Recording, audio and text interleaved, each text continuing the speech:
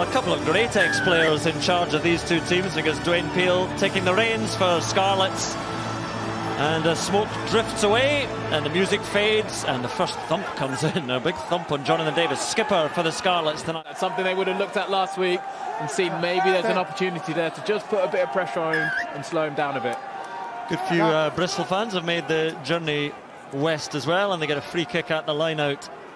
Oh, and line is through, straight through. Real opportunity now. Randrandra heading out there. Can they drag him down? No, slides and scores. Again, they get the free kick, so they go quick, looking for that tempo. And out of nothing, Lloyd slices through two, links with Randrandra, two centres combining. It's a brilliant score.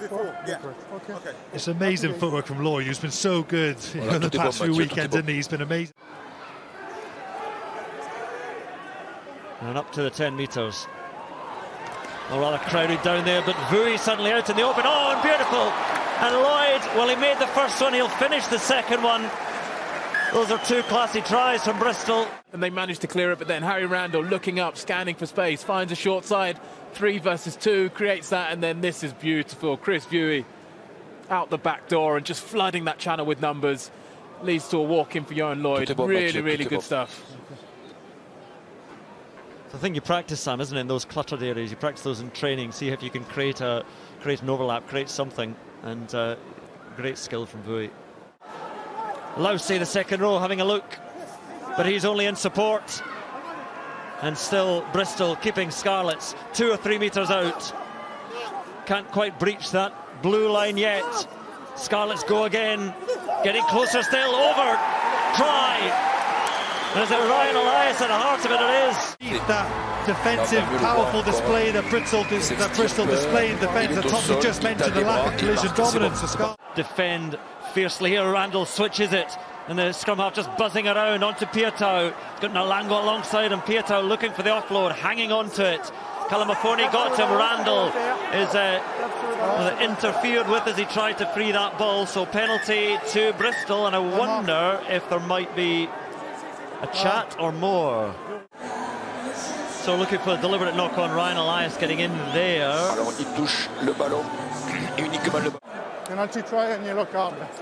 So Ryan Elias is going to be off, and it's a penalty try. Captain, deliberate knock on, 2 overlap player, penalty try and yellow card against the 2. Number 2, please. Was he definitely scoring? There is 2 Jonathan Davis saying, I think so. Was he definitely scoring? Mathieu Reynolds says, well, I think so. Advantage to the Scarlets. Opportunity, real opportunity, 2 on 1, and here is Combier. Combier now skips back in field, still going, has support. Oh, what a try! What a try for the Scarlets, the 14 men of the Scarlets. Johnny McNichol gets it down. From the line-out drive, lovely wide pass to Johnny McNichol. He flies down the wing, beats Combier. He's been dangerous all game, beats one, offload out of the tackle, but Nickel in the corner. What a way to strike back, some brilliant team play all round. Combier and Johnny McNichol have both been superb for the Scarlets today. Johnny McNichol to deliver that pass as well at pretty high speed, and then Combier to take the contact and offload. Sets it back for Randall again.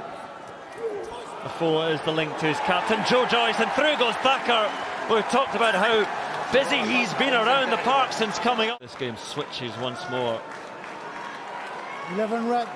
Just Bristol's ability as well, forwards or backs, looking to keep the ball alive. Passes before, passes during and after contact.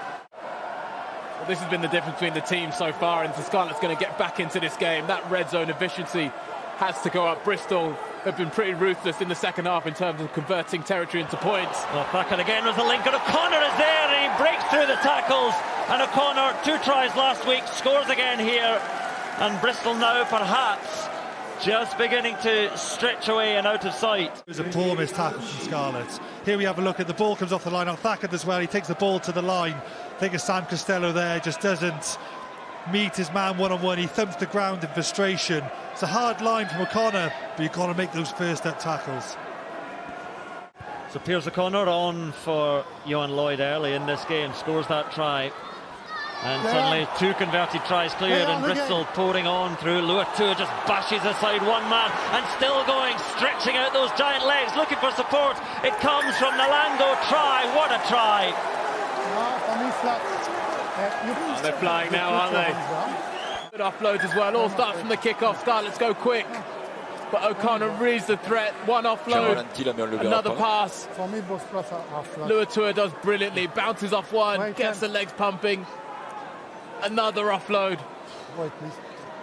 And now Lango finishes in the corner. Ils ont montré un ralenti de loin, on voit rien. They're just checking to see if the passes will muscle his way through the middle. Again, quick hands, good hands, sitting. Uren free, gives it on now to Morahan. Morahan in field, has support outside. Callum Sheedy. Sheedy now for the corner. And he does have the try. Third gear as he made it to the line. Là, il arrive. Il arrive, oui. Randall again, Sheedy. Again, there is Fitzharding, and he's through himself. He was out in the clear, but he gives it on now to Andy Uren, waiting for the return. Harding has it, and Harding now. Thacker is there, the replacement hooker, calling for it. But the offload from Harding is good. Uren gives it out wide. Randrandra now has support on the left. It's Nalango. Nalango using that power. Randrandra, what a try! What a try with seconds remaining in this match. Game, that is a brilliant score. Fitzharding, deserved Heineken star of the match. He's been brilliant. But once they line break, it's just looking for support runners. Getting players to the ball, keeping the ball off the floor, keeping that moving. I mean, the key difference in the second half has been Bristol's efficiency in the red zone, but their ability to move the ball. One last offload just for good measure. I mean, that's a brilliant score. What's amazing is that ball has gone through maybe 7-8 players' hands. It's gone the ball briefly with Harding, to which he offloaded off the floor. They just managed to keep the ball moving all game. It just doesn't allow the defence to set. They were so clinical, accurate and composed when they've made line breaks as well. Bristol have been superb in attack today. Second half they ran away with it and thoroughly deserved those 52 points. And with the red clock, the conversion is wide. It matters not from Bristol's point of view. What a performance in the second half, but in the last quarter in particular from the Bears, and with attacking talents like Randrandra and so many within this side. If they attack like that, they can threaten anybody. There are things they'll have to tighten up, but that is we talked about them turning things round, kick-starting the season. It seems they have.